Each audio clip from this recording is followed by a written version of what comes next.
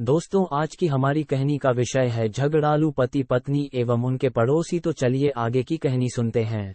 किसी शहर में दो परिवार आसपास में रहते थे। दोनों परिवारों में सदस्यों के नाम पर सिर्फ पति पत्नी रहते थे। इनमें से एक परिवार हर वक्त लड़ता झगड़ता रहता था। उनकी इन हरकतों की वजह से आसपास के लोग भी परेशान थे, जबकि दूसरा परिवार शांति से रहता था। उनके घर से कभी किसी तरह की लड़ाई की आवाज नहीं आती थी।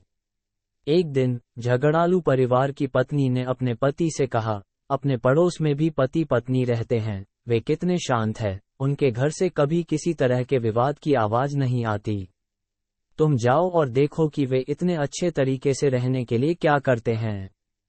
पति चुपचाप गया और छुपकर देखने लगा। उसने देखा कि पत्नी हॉल में फर्श पर पोछा लगा रही हैं। तभी किचन से कुछ आवाज आई और वो किचन में चली गई। तभी पति अपने कमरे से निकलकर बाहर आया तो उसकी ठोकर से हॉल में पानी से भरी बाल्टी का सारा पानी फर्श पर फैल गया। आवाज सुनकर पत्नी किचन से आई तो देखा कि पूरे फर्श पर पानी ही पानी है। वो अपने पति से बोली, यह मेरी गलती है कि मैंने रास्ते से बाल्टी को नहीं हटाया। पति ने जवाब दिया, नहीं, ये मेरी गलती है, क्योंकि मैंने ध्यान से नहीं देखा और गलती से मेरा पैर बाल्टी पर लग गया। दोनों पति पत्नी ने अपनी अपनी गलती मान ली और आपस अपने काम में लग गए। झगड़ालू परिवार का पति, जिसने ये सब देखा और जाकर अपनी पत्नी को पूरी बात बताए।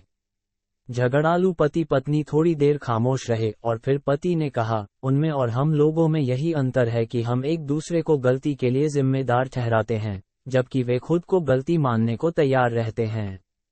इस वजह से उनका परिवार खुशहाल है। झगड़ालू पति पत्नी को अपनी गलती का एहसास हो चुका था और उन्होंने इस घटना से भविष्य के लिए सबक भी ले लिया था। निष्कर्ष है ये कि पति पत्नी एक गाड़ी के दो पहिए के समान होते हैं। एक में भी यदि कोई समस्या है तो गाड़ी ठीक से नहीं चल पाती। गृहस्थी की गाड़ी आपसी सामंजस्य पर टिकी होती है।